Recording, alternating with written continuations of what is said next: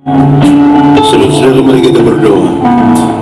Ya Tuhan Allah, kami mohon kepadamu, kuatkanlah dan teguhkanlah iman kami, supaya waktu mana kami belajar firman Tuhan hari ini biarlah menjadi waktu paling baik buat kami.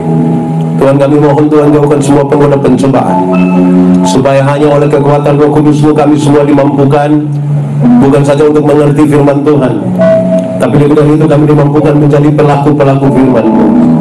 Berkati setiap hati yang disiapkan untuk pemberitaan ini. Tuhan, jauhkan semua pengoda pencobaan, biar dalam damai-Mu kami belajar firman Tuhan. Terima kasih banyak Tuhan. Di dalam nama Yesus firman yang hidup itu kami berdoa. Amin. Mari silakan duduk semuanya. Bapak Ibu saudara-saudara, shalom. Dalam sukacita kita di malam hari ini, saudara-saudara, tema yang disampaikan kepada saya itu berkaitan dengan tema yang ada pada sinode, yaitu Roh Kudus membaharui kita sebagai keluarga Allah. Apa yang ingin dicapai itu, saudara, sesungguhnya adalah kita mesti punya ukuran-ukuran yang kelihatan juga, bahwa memang kalau ini disebut keluarga Allah dan Roh Kudus membaharuinya, ya hidupnya begini. Karena itu nanti besok itu puncaknya untuk kita akan mengikuti ibadah dengan tema khusus itu dari bacaan Korintus. Malam ini saya ajak kita membaca bagian ini yang saya kira tidak asing bagi kita, untuk kita renungkan apakah memang kita sudah dibaharui oleh Roh Kudus atau belum. Galatia pasal 5 ayat 22 sampai 23. Galatia pasal 5 ayat 22 sampai 23. Yang sudah dapat katakan amin. Amin, betul. Separuh dia tidak buka Alkitab juga amin. Itu tanda dia tidak dibaharui itu. Oke. Karena hanya ada 2 ayat dan biasa sekali, mari kita baca bersama-sama 1, 2, 3. Tetapi buah roh ialah kasih, sukacita, damai sejahtera, kesabaran, kemurahan, kebaikan, kesetiaan, kelemah lembutan, penguasaan diri. Tidak ada hukum yang menentang hal-hal ini.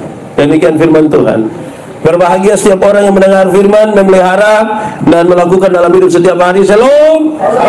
Buat sedikit, shalom. Saudara-saudara, hal ini memang serius untuk kita renungkan. Apakah selama ini kita bergereja sebagai keluarga Allah, atau justru karena memang kita hanya melaksanakan aktivitas rohani?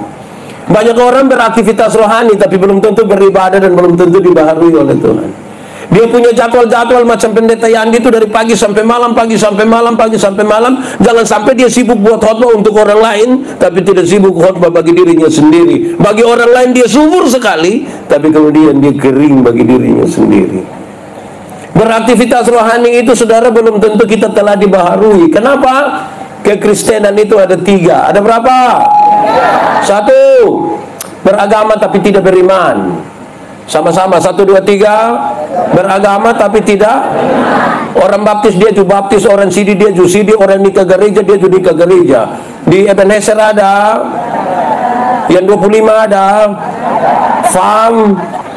Nah itu ada agama tapi belum tentu beriman. Kedua, bertobat tapi tidak berbuah. Sama-sama, 1, 2, 3. Banyak orang sudah bertobat tapi tidak berbuah. Tidak berbuah. Orang yang bertobat tapi tidak berbuah itu tiap hari dia bicara tentang masa lalu. Kasih kesempatan kesaksian itu dia bangun, dia bilang waktu tahun 1970. Pindah pi sebelah dia ulang lagi waktu tahun 1970. Pindah pi sebelah dia ulang lagi waktu 1970. Lama-lama pas dia bangun orang bakorek bilang 1970 itu mulai itu. Kok orang suapal 1970? Di sini ada laki-laki kok perempuan. Dia ada iko ibadah di sini, pakai baju warna. Wah ini baik nih. Nah yang paling tinggi ini yang diharapkan, saudara, yaitu berbuah. Sama-sama, 1, 2, 3. Dalam hal inilah Bapakku dipermuliakan, yaitu jika kamu berbuah dan buahmu itu tetap, supaya apa yang kamu minta kepada Bapa dalam namaku diberikannya kepadamu. Nah sekarang pertanyaan biasa, saudara pernah dengar tapi semua tanya ulang. Berbuah bagi Tuhan gampang kok susah? Berbuah bagi Tuhan gampang kok susah? Susah kok gampang? Gampang kok susah? Susah kok gampang? Gampang! Berbuah bagi Tuhan itu gampang saja, tidak susah. Kok bisa begitu Pak Pendeta? Yuk, bagaimana menjelaskan? Saya mau kasih saudara. Saudara pernah lihat pohon mangga? Pernah lihat mangga berbuah? Pertanyaan terakhir, kamu lihat di mana? Oh, itu ada itu. Oke, anak-anak. Anak-anak. Siapa yang pernah lihat dia pun bapak perintah mangga berbuah? Ada yang pernah lihat dia pun bapak perintah mangga berbuah? Atau itu mangga berbuah sendiri? Tanpa diperintahkan? Bagaimana saya ingin menjelaskan sama saudara, ranting yang melekat pada pohonnya, buah keluar dengan sendirinya tanpa disuruh. Amin. Banyak orang rindu berbuah tapi tidak melekat pada pohon. Nah, akhirnya dia berbuah juga tapi buah plastik. Anak-anak, pernah lihat pisang plastik? Lemon plastik? Enak? Kamu pernah makan? Jadi kalau mau berbuah harus melekat kepada pohon. Amin kok. Yo, dari dulu dari kecil-kecil anak sekolah minggu sudah ajar kita lagu ini. Yesus pokok dan tinggallah di dalamnya. Kuat lagi. Yesus pokok dan tinggallah di dalamnya. Sekali lagi, lebih lagi. Yesus pokok dan tinggallah di dalamnya. Pasti apa?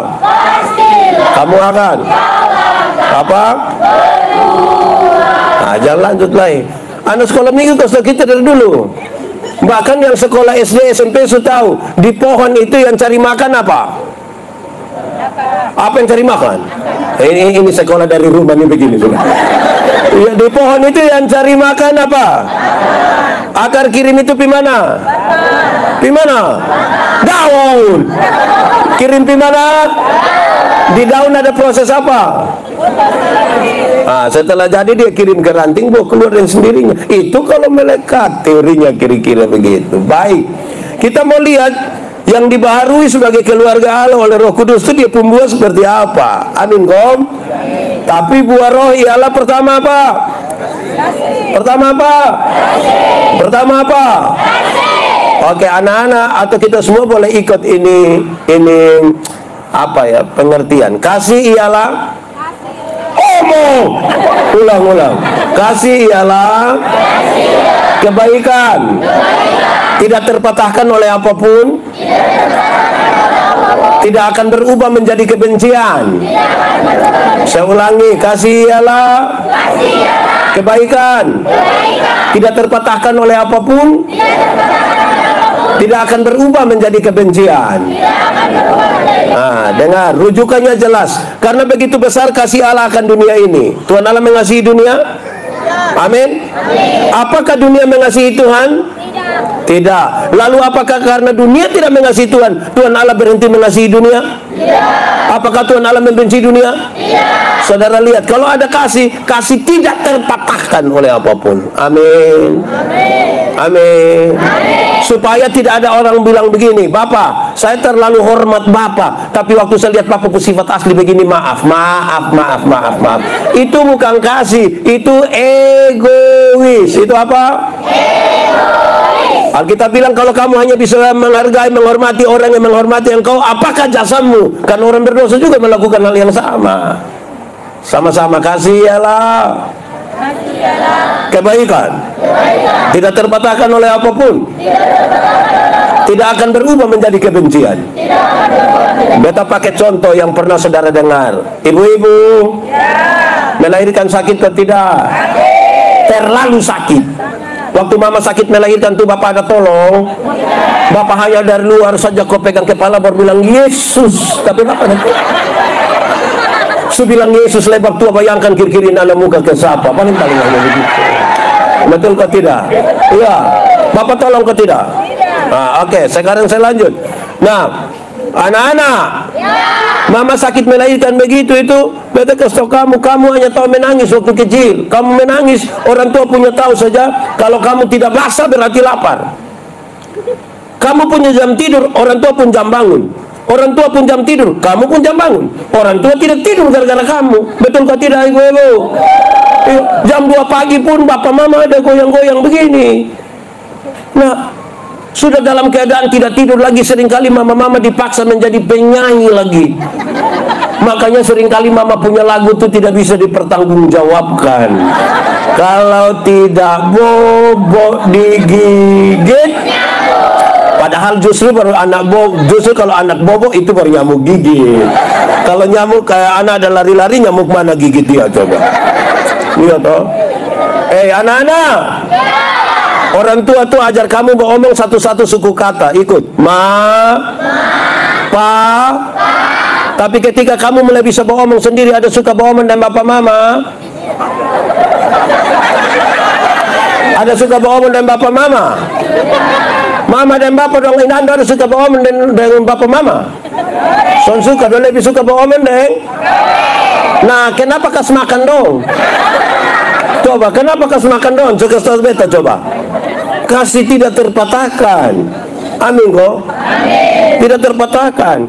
Anak-anak.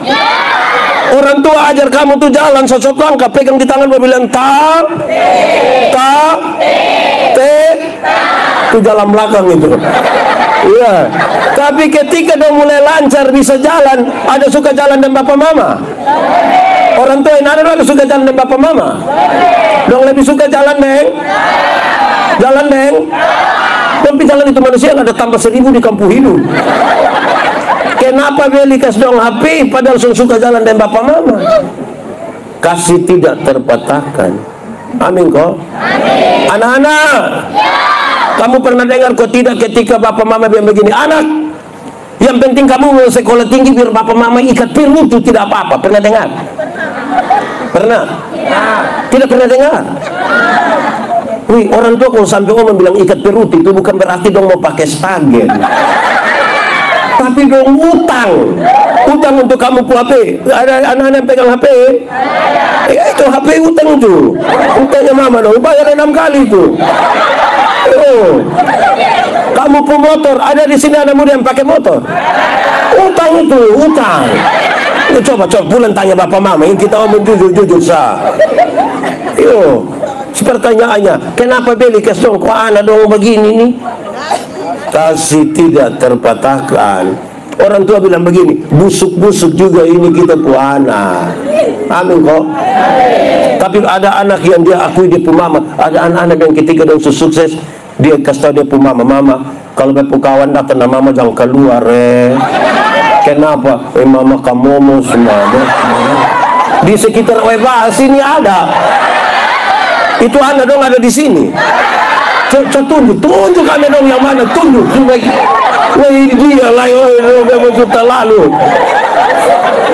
Jadi saudara, itu ukurannya adalah kasih. Kalau tahu bahwa kita sudah dibaharui sebagai, masa kok gereja sebagai keluarga Allah tidak ada kasih? Tiap hari hanya bakal lain. Kayak apa kok? Saya mau tanya, di sini kehidupan keluarga di rayon dong aman-aman kok? Beres kok? Kakak adik aman? Ipar-ipar?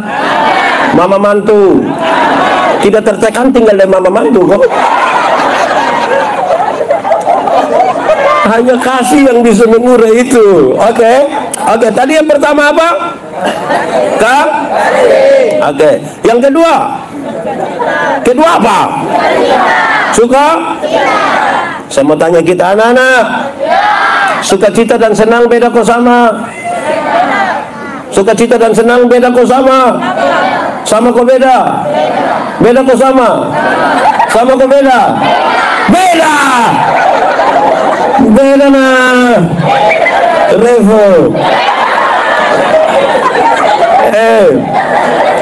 Sukacita dan senang itu dua hal yang beda. Dengar, anak-anak. Sukacita, senang berkaitan dengan kepuasan yang kita terima. Itu senang. Sukacita berurusan dengan sikap kita terhadap keadaan. Menyangkut senang, Alkitab berkata, ada waktu untuk senang, ada waktu untuk susah. Jadi kalau saudara sementara senang sekarang, ingat, sedikit lagi susah. Kalau saudara sementara susah sekarang, mungkin sedikit lagi mati. Kan kita juga tidak tahu kita hidup sampai kapan. Tapi menyangkut sukacita, Alkitab berkata, bersukacitalah senantiasa. Baik waktu senang, baik waktu Saudara, kalau senang yang saudara cari, dunia dapat berikan bagi saudara. Uang yang banyak membeli kesenangan, tapi tidak dengan sukacita. Kalau sukacita yang saudara cari hanya bisa ditemukan di dalam siapa? Di dalam siapa? Tapi masih banyak keluarga Kristen cari Tuhan untuk dapat kesenangan, bukan dapat sukacita. Kalau saudara mau senang, Filipo. Baca kau yang kita Filipo, pikir apa? Kita nganga-nganga saja juga. Dicari-cari senang. Sampai sana saudara pikir senang. Orang lain belanja bersaudara hanya lihat begini senang. Dong beli ini kita lihat, dong beli ini kita lihat. Lama-lama orang pulang bawa barang belanjaan, kita hanya bilang, Kak, foto tante dulu di sini. Tante hanya pulang bawa foto sama saya.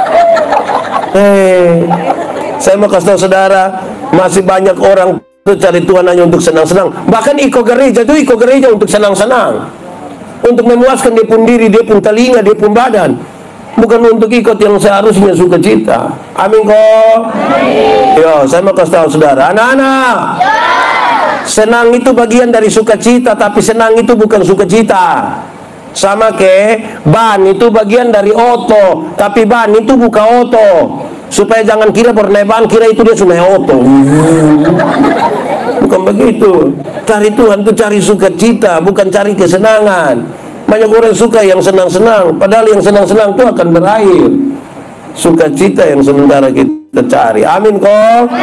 Jadi kalau kita dibaharui sebagai keluarga Allah, Roh Kudus membaharui, sukacita kita ada. Sukacita kita ada.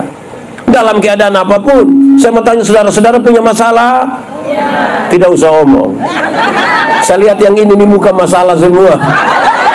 Masalah ialah kesenjangan antara harapan dan kenyataan. Harapan menikah umur 28, sekarang 34. Masalah kok tidak? Masalah. Harapan menikah dengan dia, ternyata dia nikah dan kita pun teman. Di situ ada. Dia jodoh sini. Untuk sakit hati. Tapi saya mau kasih saudara, soal bukan soal, cara kita menangani soal yang biasanya jadi soal. Karena itu cari dan pastikan duluan ada sukacita di hati. Amin kok. Orang yang tidak ada sukacita itu dia piman mana hanya patah leher. Kau bilang, hidup ini terlalu susah. Lu mati sudah kalau sudah terlalu susah. Kau mau hidup dia buat apa lagi kalau sudah terlalu susah? Iya. Di sini ada yang tiap hari mengeluh ada. Dia faham apa? Berkat-berkat ini Tuhan ada kasih, jangan menyangkal. Hidup tuh bersyukur sedikit. Amin kok. Oke, sudah dua. Satu tadi apa? Dua apa? Tiga? Tiga apa? Damai sejahtera itu artinya segala sesuatu yang mendatangkan kebaikan bagi umat manusia. Sama-sama 1, 2, 3. Damai sejahtera ialah segala sesuatu yang mendatangkan kebaikan bagi umat manusia. Saya mau kasih saudara, semua yang mendatangkan kebaikan bagi umat manusia belum tentu semuanya enak dirasa, belum tentu. Contoh, pernah alami sakit gigi? Enak. Itu orang yang menyanyi lebih baik sakit gigi daripada sakit hati. Itu manusia itu dia belum pernah rasa sakit gigi. Sakit gigi itu mengerikan. Sunyut-nyut lagi, kita tidur kepala di bawah, kaki di atas lagi. Kita pusing malam tidak bisa tidur, tetangga menyanyi, kita yang tersinggung sendiri di sini nih. Sakit hati, sakit fisik semua itu saudara. Nah sekarang saya mau tanya, siapa yang ketika dia sakit gigi, dia ambil air gula manis tinggi, terus dia kumur. Terus kita tanya, kenapa sakit gigi kok terus kumur air manis? Dia bilang, biar rayu-rayu ini ulat kok, jangan bikin sakit kita. Begitu kah? Kadang-kadang untuk sebuah kesembuhan butuh pil yang pahit. Amin kok. Kadang-kadang untuk penyembuhan butuh pil yang pahit. Karena suntik tuh kayak apa kok? Di sini ada pernah kena suntik? Suntik apa? Vaksin. Semua sudah vaksin. Siapapun nenek yang belum. Tidak vaksin lagi kasih tahu bilang ini ada kaitan dengan enam. Tuh kasih tahu beta dia pun nenek yang mana itu. Sembarang. Itu untuk kesembuhan kadang-kadang tuh sakit. Tidak baik. Ini ada satu keluarga di Amerika. Beta belum pernah di sana. Ini anak kamu kesenang ya, beta sudah pernah di sana. Ini keluarga ini dong punya anak laki-laki satu umur 6 tahun. Berapa tahun? Pada saat ini anak umur 6 tahun, dorang dapat lagi satu anak. Berarti dong anak ada berapa? Tapi sayang anak kedua, anak bungsu ini dia cacat. Dia pun kulit keriput dari ujung kaki sampai ujung kepala. Jadi dia terlihat sama ke bayi-bayi, ke kakek-kakek itu. Dokter panggil dia pun bapak mama. Dokter bilang begini, Pak, ibu, ini pada ibu pun anak, tapi saya mau kasih tahu, ini anak cacat. Dia keriput dari ujung kaki sampai ujung kepala dan ini tidak baik dilihat. Teori mengatakan dia paling-paling umur 4 tahun mati. Tapi ini dua orang tua bilang begini, bagaimanapun ini kita punya anak, mari kita lakukan yang terbaik walaupun hanya 4 tahun. Bapak lakukan dia punya yang terbaik, mama lakukan dia punya yang terbaik. Ini anak kira-kira umur 1 tahun, dia punya mama beli satu kereta dorong kecil untuk dia punya kakak. Bilang begini, Kak, pagi-pagi kamu tapu adik ini dorong ke kompleks perumahan ini, biarin anak dapat udara baru, biar dapat matahari pagi. Dia punya kakak ini semangat dorong keluar, dia punya kakak pun teman-teman, muka ke kamu di Amerika ini, muka. Dia punya kawan, dia lihat dia, kawan, lu dorong siapa? Beta punya adik. Kita bisa lihat kok, boleh. Ini anak lari dari sana datang, pas mau lihat, dong kaget. Ini anak kan keriput toh. Ini Pak adik, iya. Kenapa dia model begini? Kenapa? Rupa-rupanya itu kenapa tuh bikin dia pun kakak pun hati sakit, terluka sekali. Dia pun kakak marah bawain anak pi kali kering satu. Di Amerika tuh juga ada kali kering. Iya. Dia buang itu anak di itu kali kering. Bukan saja buang, dia marah. Gara-gara lu beputar mandong ngomong gitu, gara-gara lebih baik lu mati lebih cepat. Tunggu 4 tahun bikin apa? Mati lebih cepat lebih baik. Setiap kali dia adik mau coba-coba paksa untuk berdiri, dia kakak tendang ini anak. Setiap kali mau berdiri tendang. Dia lakukan tiap hari, tiap minggu, tiap bulan, tiap tahun, tanpa diketahui oleh dia mama papa. Sampai satu hari ketika dong ada di sekitar meja makan mau makan, dia mama bilang kepada anak yang cacat ini begini, Adek, nanti mama ambil makanan buat adek. Ini anak bilang, tidak usah ma. Loh, kenapa tidak usah? Pas ini anak bilang, tidak usah. Ini anak coba berdiri. Bukan saja berdiri, dia jalan menuju meja makan itu. Bahkan dia ambil sendiri makanan. Waktu dia lakukan ini, dia mama lihat heran. Dia mama bilang, aduh Tuhan luar biasa. Cari dia suami, Papa, Tuhan buat mujizat dalam kita rumah. Kenapa? Anak bungsu bisa jalan. Dia bapak bilang, kasih tahu tetangga dong, kita bikin syukuran. Dong kumpul, setelah keluarga tetangga dong semua kumpul, dia mama bilang begini, saudara-saudara, hari ini kami keluarga panggil saudara-saudara ada di sini karena Tuhan buat perkara dalam rumah kami. Anak kami yang bungsu, yang cacat, yang dokter bilang dia akan mati kurang lebih 4 tahun, tapi ternyata tidak. Tuhan buat perkara. Anak kami sembuh. Sekarang dia bisa jalan. Kami tidak ada kalimat lain selain puji nama Tuhan. Setelah kalimat-kalimat itu, dia pun mama ngomong ini kalimat, dengar baik-baik. Dia mama bilang begini, Tuhan telah pakai dia pun kakak laki-laki yang penuh kasih sayang, telah mengajar dia pun adik untuk bisa berjalan. Beta ulangi, Tuhan telah pakai dia pun kakak laki-laki yang penuh kasih sayang, tiap-tiap hari mengajar adiknya untuk bisa jalan. Saya mau tanya, dia pun kakak penuh kasih sayang? Iya. Dia pun kakak juga heran, penuh kasih sayang. Kadang-kadang kita rasa sendiri.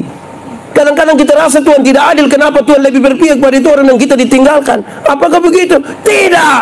Tuhan tidak sementara melepaskanmu sendiri. Tidak. Tapi Tuhan sementara melatihmu untuk bisa berjalan. Amin kok? Untuk mendatangkan kebaikan itu kadang-kadang pahit juga. Saya kira lagu ini familiar. Seperti burung nasar melatih. Saudara tidak tahu ini lagu? Tidak tahu? Tidak tahu? Kalau lagu Bento, seperti burung nasar apa? Melatih anaknya untuk bisa apa? sesekali dia lepaskan, tapi apa? Tidak pernah dibiarkan jatuh. Untuk mendatangkan kebaikan itu begitu. Amin kok? Seberapa? 1, 2, 3, 4. Kisah? Saya mau tanya, orang Weba, orang Ebenezer Weba dong, sabar-sabar semua. Sabar. Wih, mantap.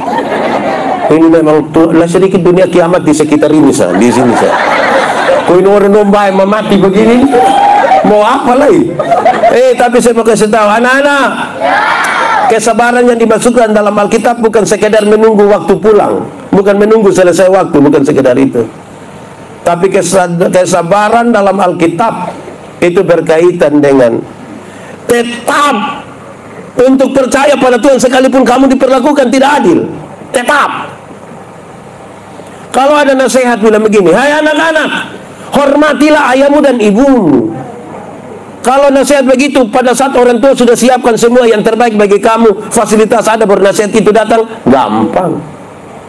Tapi konteks mereka berbeda. Anak laki-laki dijadikan budak, anak perempuan dijadikan pelacur. Dalam keadaan yang seperti ini, baru nasihat ini bilang begini, anak-anak, hormatilah ayahmu dan ibu. Ada perlakuan yang tidak adil, tapi kamu harus tetap sabar. Itu tanda kita dibaharui oleh Roh Kudus. Kadang-kadang kita protes dengan sebuah keadaan, tapi Tuhan izinkan itu terjadi. Amin kok. Di sini bisa bersabar semua. Anak-anak, anak-anak. Dulu di dunia ini ada satu binatang, dia pun nama ayam. Nama apa? Ayam. Itu ayam itu dibedakan atas ayam jantan dan ayam betina, bukan mai. Siapa yang bilang ayam mai? Ini ada dong terlalu polos sampai ke apa kok? Dulu ada satu binatang nama apa? Dibedakan atas ayam jantan dan ayam masih mai lagi. Oke. Jadi dulu tuh hanya ada ayam, dibedakan atas ayam jantan, ayam betina. Tapi tiba-tiba muncul ayam potong. Tiba-tiba muncul ayam. Ketika ayam potong ini muncul, maka itu ayam yang tadinya hanya ayam, sekarang dia menjadi ayam kampung. Padahal dia dulu hanya karena ada ayam potong, dia menjadi ayam kampung. Akhirnya kita jadi pusing sendiri. Sebenarnya ini ayam kampung yang dipotong atau ayam potong yang di kampung.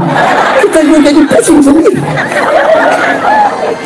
Tapi ini menunjukkan sesuatu yang menarik, saudara. Ini menunjukkan sesuatu yang menarik.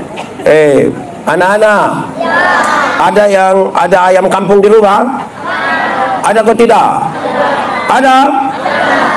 Ada? Bagi dong. Anak-anak, ayam kampung itu kita pelihara 6 bulan, 1 tahun, jadi dia masih kecil. Tapi itu ayam, dia pun daging enak atau tidak? Tidak enak.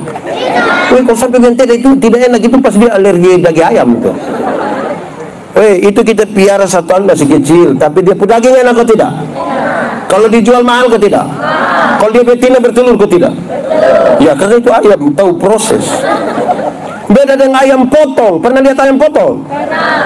Itu ayam tuh baru pelihara barang 1 bulan saja, mata sudah besar begini. Itu kalau lihat pakai kaca pembesar. Kalau lihat langsung juga dia begini. Tapi ini ayam mama dong pulang, ini ikat salah di motor dari pasar, dia pun kaki patah. Anak-anak dong pergi gas-gas motor di samping kandang, besok kita ayam mati. Ayam tidak tahu proses itu. Nah. Betul toh? Nah, kita ini kadang-kadang mau untuk dapat yang baik, tapi berproses tidak mau. Nah, bagaimana? Saya mau tanya, Kak, besar mau jadi apa, Kak? Cita-cita? Jadi apa, kawan? Polisi? Mantap, tepuk tangan dulu. Mantap. Ingat jaga kesehatan, lari, lompat, lempar. Pokoknya latihan itu Kalau lu tidak latihan itu, nanti lu jadi polisi tidur, sah. Jadi lu harus latihan.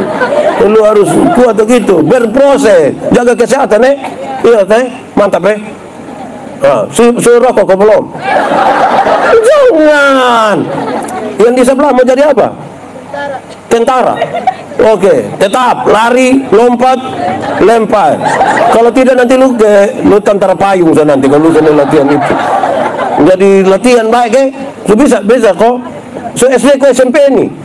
SD. Rencana SMP di mana? SMP 2 sah. Mbak sudah. Pokoknya sekolah Bapak ya, adik.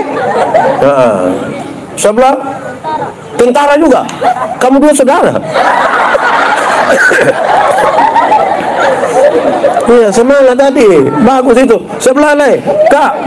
Kawan. Mau jadi apa besar? Mau jadi apa? Polisi. Kamu nih hanya polisi, tentara, polisi. Oh baik sudah. Mantap ya. Besok-besok kalau sudah jadi polisi pegang pistol, hati-hati pakai Bapak jangan. Jangan langgar.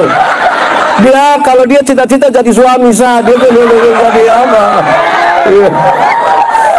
Kak, besar mau jadi apa? Angkatan udara. Woi mantap, lu ringona.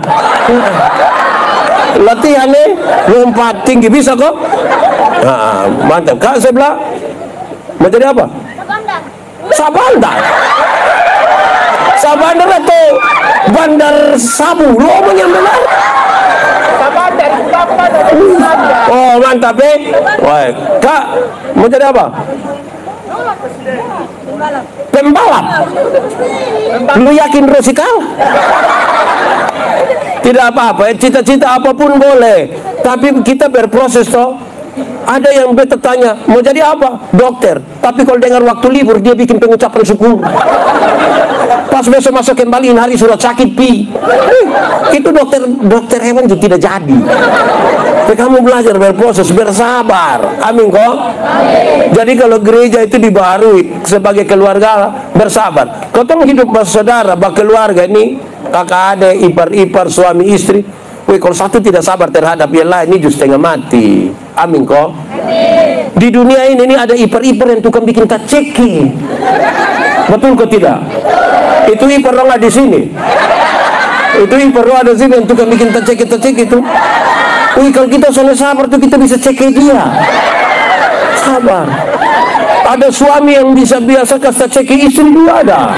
Ada kok tidak? Istri yang tukang bikin jengkel ada. Siapa pun istri itu begitu. Jadi kalau kita tidak sabar itu tidak bisa. Amin kok. Itu baru omongan dalam rumah tangga. Belum lagi kita di Ebenezer sebut rayon, kok lingkungan ya? Rayon. Apalagi rayon. Ada teman majelis yang tukang bikin jengkel. Ada kok tidak? Di 25 siapa coba? Ya. Iya. Jadi ini butuh, kalau kita dibaharui itu butuh jaga baik-baik. Semua itu kan roh bekerja untuk itu. Kalau kita tidak jaga, kita tidak cek ke dia, minimal kita akan yang persetan. Kalau semua persetan itu kan di titik di mana kita sudah tidak mau bergabung lagi. Lu urus lu nenek punya lu makan sudah gitu begitu. Jadi begitu. Amin kok. Nah, kesabaran. Seberapa ya? 1, 2, 3, 4, 5. Kamu? Saya mau kasih saudara, ada banyak orang baik tapi tidak bermurah hati. Ada banyak orang tidak ada masalah dengan siapapun. Dan tetangga tidak ada masalah, bapak mam tidak ada masalah, kakak tidak ada masalah, ipar-ipar tidak ada masalah. Tapi itu manusia pusat kikir, tidak ada dua. Sakikir minta, bahkan dia pun diri sendiri juga sekikir. Yang begitu ada di sekitar sini kok tidak? Ada. Di rumah dekat dari ini tempat atau jauh? Agak dekat. Coba yang warna apa coba?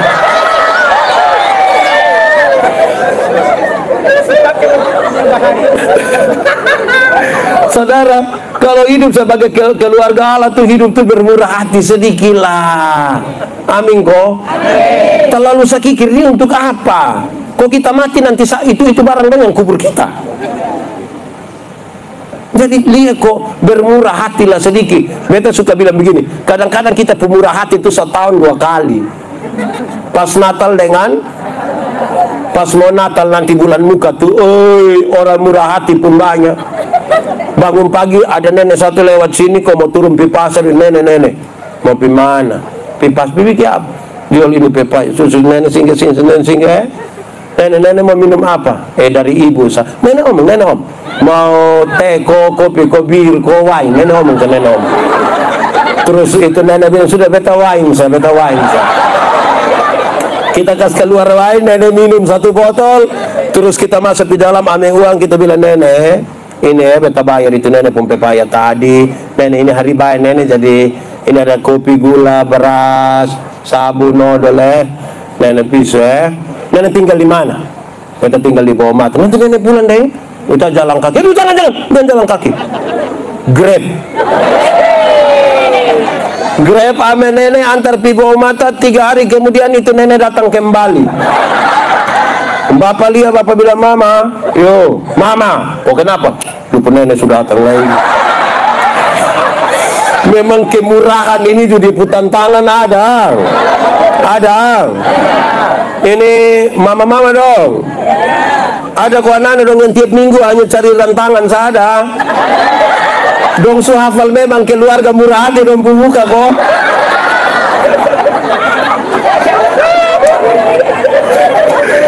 Dia ada putan tangan. Atau paling tidak saudara yang kedua, beta suka sedikit mengkritisi teman-teman muda. Bukan untuk apa-apa, kita bakal tahu yang baik toh. Biasa pas mau Natal, mau Paskah tuh dong picatat ini nenek-nenek tua dan nih penerima diakonia.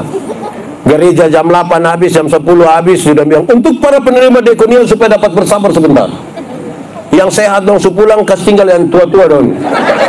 Baru dong mulai panggil satu-satu. Nenek Manobe datang sudah dalam begini. Terus dong mulai ambil dong pun kantong merah, isi beras, isi kopi, isi gula. Makan nenek Manobe setengah mati nih. Nenek ada setengah mati nih, baru nenek kita foto dulu nenek. Anak muda, saya mau tanya dulu, kira-kira kalau antar pi nenek Manobe ke rumah bisa kok tidak? Bisa kok tidak? Untuk kepentingan dokumentasi kalau fotonya di rumah bisa kok tidak? Lalu kalau panggil nenek Manobe datang ini untuk apa?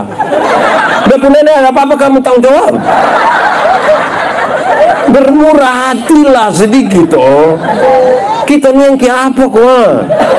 Di baju begitu. Anak muda ada yang begitu. Foto dan nenek Manobe juga begitu. Hati-hati.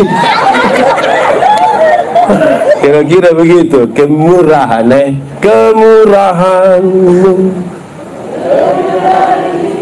Nah itu sekali lagi kemurahan. Apa? Saudara tahu lagu ini? Kalau tahu pulang baru menyanyi, kita dengar khotbah dulu ya. Ini mantap ini. Oke, seberapa? 1, 2, 3, 4, 5, 6, 6. Kebaikan itu respon. Sama-sama 1, 2, 3. Respon apa Pak Pendeta? Respon terhadap kasih karunia. Maksudnya begini ya, kalau orang memahami kasih karunia Tuhan, apalagi Tuhan Yesus berkorban bagi dia, dia yang berespon terhadap kasih karunia itu melakukan kebaikan tanpa disuruh. Saya mau kasih contoh Anggap saja beta dengan kakak nih, kami dua sudah kenal kita dua sudah baku kenal memang kita dua sudah kenal. Terus beta dapat di nomor HP, beta telepon dia, Kak, sebentar malam jam 12 bisa ketemu beta di Jalan Eltari depan rumah jabatan gubernur. Dia mau kok? Kira-kira dia mau kok tidak? Tidak. Dia ada ayam 1 di dia rumah, tapi dia rumah kira-kira dia kasih beta itu ayam ke sonde. Beta rubah pertanyaannya. Beta mau kasih dia oto baru 10 km. Kira-kira dia mau kok tidak? Oke. Maka beta beli ke oto 1 Pajero Sport. Harga kira-kira 700 juta toh. Beta beli harus kasih dia dan cuma-cuma Kak dapat sah. Waktu dia dapat yang cuma-cuma, ada perubahan perilaku dari dia ke beta kosan. Beta telepon jam 12 malam datang kosan. Tapi dia rumah ada ayam 1 dia kasih kosan. Kenapa kok dia tak kuju baik begini? Karena dia lebih dahulu telah menerima sesuatu. Amin toh. Kalau setiap orang menanggapi dengan baik kasih karunia yang Tuhan sudah berikan bagi dia, jangan ragu untuk dia melakukan kebaikan. Keluar dengan sendirinya, karena dia bilang Tuhan, apalagi yang bisa kita buat? Hanya ini yang bisa kita buat, Tuhan. Tidak bisa dibandingkan dengan kemurahan yang terlalu besar dari Tuhan. Di sini ada yang tukang bertingkah dan pelayanan. Yang kita hubungi dia bilang, oh itu sibuk kawan, sibuk. Kayak omong sibuk tuh ke derajat tinggi memati itu ada kok. Dia ibu-ibu kok bapak-bapak. Ibu-ibu. Dia badan besar atau agak kurus sedikit. Kita lalu apa kok? Padahal ini hanya mau itu sah. Kadang-kadang anak muda donjo panggil kak ibadah. Kakak ibadah. Kakak ibadah. Dia tapi macam suruh membuat apa-apa. Sudah kak ikut sah. Kok? Iya. Ada apa sah? Ada kue. Kalau orang berespon dengan baik dengan kasih karunia, kebaikan dia lakukan sebagai ungkapan syukur. Dia tidak bisa balas kebaikan Tuhan. Ini yang bisa dia lakukan. Hanya ini Tuhan persembahanku, segenap hidupku, jiwa dan ragaku. Sebab tak ku miliki harta kekayaan yang cukup berarti tuku persembahkan. Hanya ini Tuhan permohonanku, terimalah Tuhan persembahanku. Pakailah hidupku sebagai alatmu seumur hidupku. Kan kita tidak bisa balas, hanya ini yang bisa kita berikan bagi Tuhan. Amin kok? Amin. Oke, sumber apa? One, dua, telu, four, lima, six, tujuh.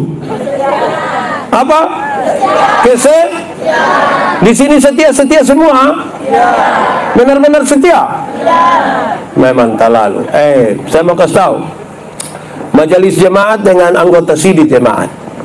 Kita ini setiap kali diperhadapkan untuk kepentingan itu kan suka ditanya oleh pendeta dong. Apakah jawabmu? Kan kita pun jawab itu bilang apa? Sama-sama? Ya, saya percaya dan berjanji dengan. Kadang-kadang ada yang terlalu drama lah. Dia kayak bikin muka kayak sedih-sedih itu. Apakah jawabmu? Iya, saya percaya dan padahal dia ada suruh orang foto dan bikin video, mau kirim pikam pencitraan lah. Itu ya, saya percaya dan berjanji dengan segenap hati itu punya 3 pengertian. Berapa pengertian? Pertama, saya jawab ya kan saya benar-benar percaya. Kalau saya tidak percaya, saya tidak akan sebut itu di hadapan Tuhan Allah dan jemaat. Kedua, saya menjawab ya untuk masuk dalam persekutuan tanda setia. Bukan jawab ya habis hilang. Lama baru dia datang. Di Obasin ada yang begitu. Yang 1 tahun dia gereja 2 kali ada. Yang Natal 1 kali, Paskah 1 kali ada. Makanya dia pun nama jemaat Napas. Natal dan karena Natal 1 kali, Paskah 1 kali, dia punya singkatan tambah panjang sedikit. Napas 1.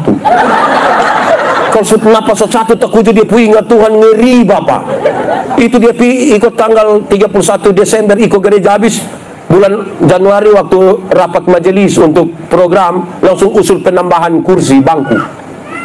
Tidak tampung. Iya, tidak tampung karena lu 2 tahun datang 1 kali. Sudah datang terus kok kita lihat yang kita mesti tutup itu jalan di WBA itu. Ini datang, ada orang yang seumur hidup itu dia gereja mungkin 3 sampai 4 kali sah. Pertama waktu anak baptis. Kedua waktu anak. Ketiga waktu anak nikah. Dan kemungkinan yang keempat itu waktu pemakaman dia. Jadi pas pemakaman dia mau pi mana lah, sudah kita dia di situ sudah kita. Dia ada pakai jas dan dasi sudah kita duduk. Setia sedikit. Ketiga, ya saya percaya itu mengandung arti saya menjawab ya karena percaya masuk sebagai persekutuan. Tapi yang ketiga menjawab ya untuk siap diatur. Banyak yang ya habis tidak mau diatur. Kadang-kadang dia bilang begini, kalau Mitchell mau urus atau pindah toh. Kau kasih aku siapa? gereja ini bukan untuk berancam, beratur. Amin kok. Apalagi di Ebenezer manusia bagi banyak, masing-masing mengatur ikut dia diri sendiri. Bottom bayar yang satu kita bikin kebijakan lain, kita kena maki ancol. Tolong dan terlalu dulu. Biar kita atur semua ikut mekanisme yang seharusnya. Aman toh? Betul kok tidak? Keluarga Allah tuh begitu. Jangan kayak kita nih. Orang lain pun anak boleh ikut IKT kasasi biasa berapa lama? 1 tahun. Dia pun anak tidak ikut. Nanti dia pun bapak yang datang dan dia pun mama bilang, Mam Pendeta, Desember ini ada tabis kok. Oh kenapa? Iya, kenapa? Beta pula laki yang sekolah dokter di Bandung itu. Oh, itu ada pun pintar terlalu. Oh, itu dosen membalang tahu dia sudah tahu. Kenapa? Nanti dia datang mama tolong tabis memang. Anak pemalas begitu suruh tabis untuk apa? Orang lain pun anak boleh ikut mekanisme yang aku punya. Dia pun bapak mama tersinggung mulai. Mari kok kita sama-sama taruh hati nih kok diatur yang baik-baik. Ini gereja ini tidak ada satu nenek moyang punya, tapi Tuhan kasih kita hati untuk kita bawa atur dan baik, semata-mata untuk hormat dan kemuliaan bagi nama Tuhan. Amin kok. Amin kok. Beta dulu pernah kasih nikah satu orang, dong marah-marah, betul santai lah. Terlama dong bilang, Pak kalau begini terus kami bilang tidak apa-apa, bisa aja. Dong pakai satu orang kok bakal lebih ancam om, jangan ancam om, biasa-biasa sah. Oke Pak, kita keluar. Demi tidak mau kami. Oke. Habis setahun nih, undangan suka luar, tulis semua yang menyangkut beta dan tempat, mau pincari. Terakhir datang pelan-pelan om, ada apa aja emosi duluan. Datang kok, tidak ada masalah yang tidak terselesaikan dengan komunikasi yang baik. Datang kok tomba omong, tidak usah ancam. Cari masalah itu terlalu gampang. Cari masalah itu beta tinggal angkami ini, beta lempar lama setoran di sini, kita semua salah. Bikin baik itu yang susah. Jadi mari kita pelan-pelan kita atur yang dia pun baik itu karena amin kok. Ini mau bagaya di orang yang ancam-ancam. Faham? Mari kok kita urus bapak yang gereja. Gitu. Seberapa? 1, 2, 3, 4, 5, 6, 7, 8. Kelema lembutan itu terdiri dari 2 kata, yaitu lemah dan disambung menjadi yo. Tapi beta biasa khotbah bilang begini, kami suami-suami di NTT ini hanya sampai di lemah saja, lembut tidak. Bapak pun maksud, kami kalau selemah baru kami mengerti kelembutan. Kalau sesaki berat ke semua mati itu tiba-tiba waktu pun lembut tidak ada 2. Waktu lihat dia pun istri nanti dia bilang, Mama, Tuhan sayang Mama. Bapak bersyukur. Itu kan selemah apa-apa. Tapi kalau dia ada kuat-kuat kok mabok shopping ini mama omong sedikit, kok paling mati. Di sini ada yang begitu. Oh, itu waktu ada di sini. Tunjuk.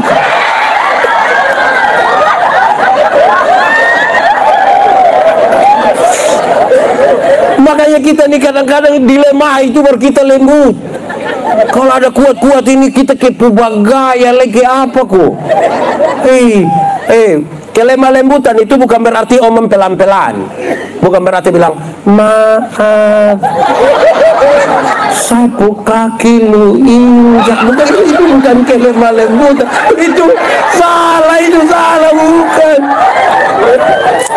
Kelemah lembutan itu bukan jalan permisi. Bukan bilang, bukan itu. Kelemah lembutan bukan itu. Kelemah lembutan itu titik paling tengah antara benar-benar marah dan benar-benar tidak marah, supaya dia marah pada waktu yang tepat dan tidak marah sembarang. Itu namanya kelemah lembutan. Ada orang di dunia ini yang sedikit-sedikit marah, sedikit-sedikit marah. Marah kok sedikit-sedikit. Di sini ada yang sedikit-sedikit marah. Siapa pun bapak coba angkat tangan. Sampai gerak sedikit-sedikit marah. Anak-anak, marah tuh boleh kok tidak? Marah Saudara boleh atau tidak? Boleh atau tidak? Boleh atau tidak? Boleh. Tapi marah itu proporsional. Marah dia sifat, bukan marah dia orang. Ayub itu ketika dia luka dari ujung kaki sampai ujung kepala, dia istri datang dia begini, apa? Masih percaya Tuhan? Kutukilah dia dan matilah. Ayub pasal 2 ayat 9-10. Ayub bilang, engkau bicara seperti perempuan gila. Apa yang kau mau terima yang baik dari Tuhan? Yang tidak baik yang kau tidak mau terima. Dalam semuanya itu Ayub menjaga mulutnya, tidak berbuat dosa. Dia marah, dia sifat, istri sifat yang suka mau terima yang baik saja. Tapi dia tidak marah, dia istri pun badan. Supaya kalau ada satu anak pemalas, marah dia pun pemalas. Untuk menegur kesalahanmu, aku tidak harus menjadi musuhmu. Terus kakak, Pak Pendeta sayang kakak, makanya Pak Pendeta kasih jam pemalas supaya kalau ada orang yang pemalas datang yang Salam Pak Pendeta, lupi mana aku baca suka lupi muka berangkat. Itu marah dia pun badan. Iya, kadang-kadang kita bawa dia pun suku lah. Yang pemalas datang dia bilang, Salam Bapak, lu orang mana? Saya soe, Pak. Andi kamu soe itu begitu juga. Lu kamu soe ini, Andi luki pun keluarga, lu mama tujuh pemalas begitu. Kenapa satu orang soe yang pemalas, kami soe semua kena? Itu tidak benar. Di sini ada yang suka pukul-pukul rata begitu, ada. Yang suka omong orang pusuku ada. Dia ada di sini. Pakai baju warna putih. Orang Timur satu yang bodoh, kita rame-rame dasar Timur. Kenapa satu? Orang rote satu omong taputar, kita bilang otak apa? Kalau ketemu orang rote ada ular di hutan, bunuh mana? Itu saudara yang ngomong, saya hanya tanya, saya tidak tanggung jawab, saya hanya tanya saja. Kalau jam 12 siang itu ada laki-laki dewasa jalan bawa ayam jantan satu, dia orang mana? Langsung tahu. Nah ini yang tidak betul ini di sini.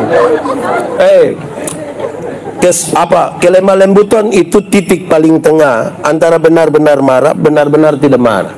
Supaya kita tahu betul kapan kita harus marah. Begitu, itu yang paling penting. Jadi anak-anak, saya paling tidak suka kalau bapak itu sedikit-sedikit saya kalau su bebe. Hei bapak, yang AB itu anak TK. Anak TK itu yang kalau sekolah kok kita lewat dong ada hafal huruf bilang B A dibaca ba. Jadi sebentar kalau pulang bapak marah bilang saya kalau su saya kalau su D tanya bab tua TK di jangan itu salah, itu ajaran salah, itu tidak boleh ikut. Tidak boleh ikut. Ya.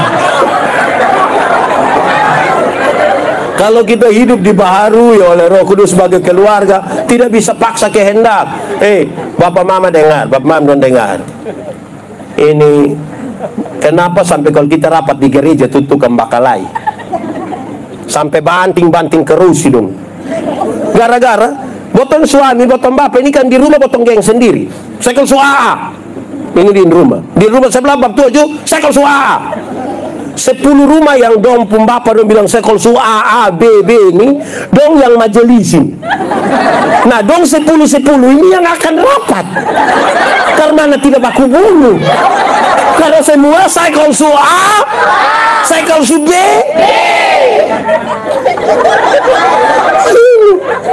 Di baju kalau rapat bakal lain. Dia tanya lain dong langsung bilang ada ini.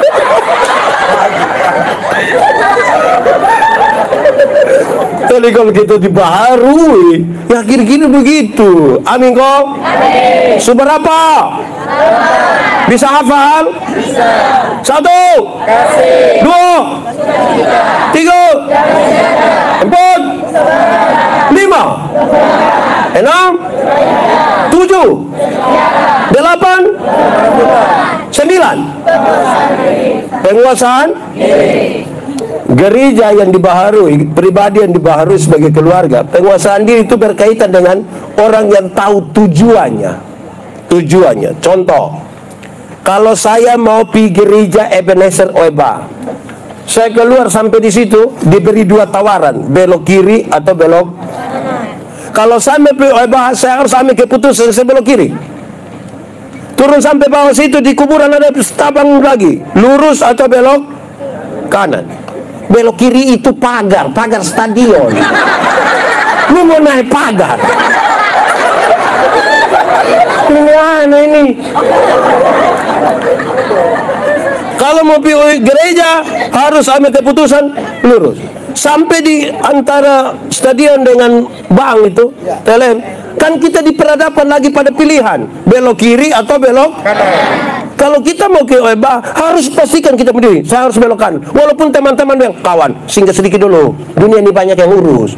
Bukan kalau bikin diri inti lah. Tetap kuasai diri. Amin kok.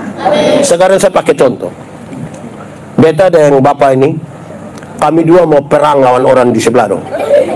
Kami pegang senjata, kami merayap dari satu kursi ke kursi. Dong dari sana juga merayap dari situ. Kita mau perang ini. Sementara kita fokus mau perang ini, tiba-tiba beta injak bab tua sepatu. Kira-kira bab tua marah beta kosan? Marah kosan deh? Marah kosan deh? Sonde! Karena kita lagi fokus di situ. Karena kita ada fokus di sana, tidak ada waktu untuk bab tua marah saya karena ada hal penting di sana. Amin kok. Tapi coba kalau kami tidak ada musuh di sana, tidak mau perang, kita duduk-duduk terus beta muat kaki di bab tua bukan? Itu minimal langsung begini. Bisa sabab tua tambah lu senada mata. Orang yang kuasai diri, dia tahu dia pun tujuan mau kemana. Iya toh? Di setiap menuju reformasi, dia selalu mengucapkan kalimat ini. Kalimat dalam bahasa apa kok? Latin kok apa tapi? Kira-kira dia pun kalimat bilang begini. Quo vadis gemit. Mau kemana ini gini? Quo vadis Ebenezer. Mau kemana ini Ebenezer? Dipercayakan pada ini pemuda, ini pendeta, ini penatua, diaken, pengajar ini. Mau bawa ini Ebenezer ini kemana? Omong, itu yang ngomong. Orang yang menguasai tujuan itu yang dia tahu. Dan dia memberi jawab terhadap quo vadis. Pertanyaan, mau bawa kemana ini gereja? Mau bawa kemana ini rumah tangga? Mau bawa kemana hubungan kita? Quo vadis. Mau dibawa kemana? Lancar.